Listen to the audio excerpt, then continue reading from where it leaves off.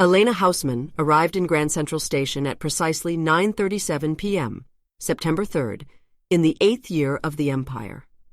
Disembarking from an Alpha-type train, her father's design and no less efficient for its having been outmoded by Beta and Sigma locomotives, she found herself alone on the polished tile walkway at an hour when she would have expected the station to be bustling with citizens.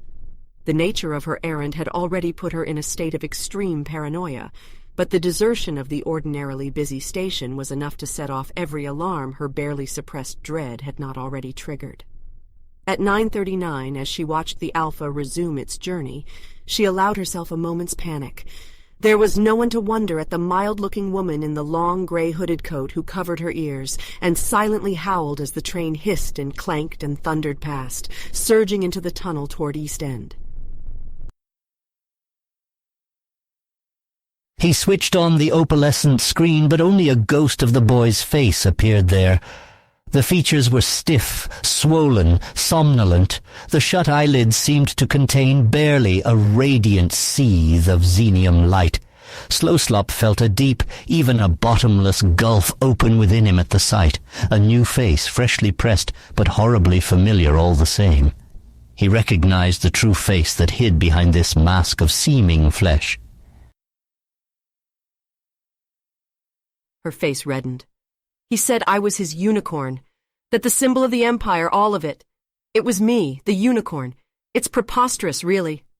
Slowslop nodded. And did he tell you what it means to him, to be his unicorn? I'm not sure I follow. I come now to the ineffable center of my tale. It is here that a writer's hopelessness begins. Every language is an alphabet of symbols, the employment of which assumes a past shared by its interlocutors. How can one transmit to others the infinite Aleph, which my timorous memory can scarcely contain? In a similar situation, mystics have employed a wealth of emblems. To signify the deity, a Persian mystic speaks of a bird which somehow is all birds.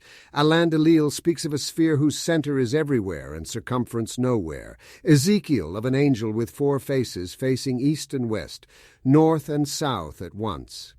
It is not for nothing that I call to mind these inconceivable analogies. They bear a relation to the Aleph. Perhaps the gods would not deny me the discovery of an equivalent image, but then this report would be polluted with literature, with falseness.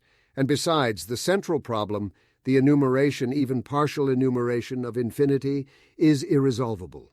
In that unbounded moment, I saw millions of delightful and horrible acts. None amazed me so much as the fact that all occupied the same point, without superstition and without transparency.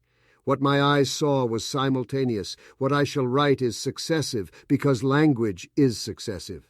Something of it, though, I will capture.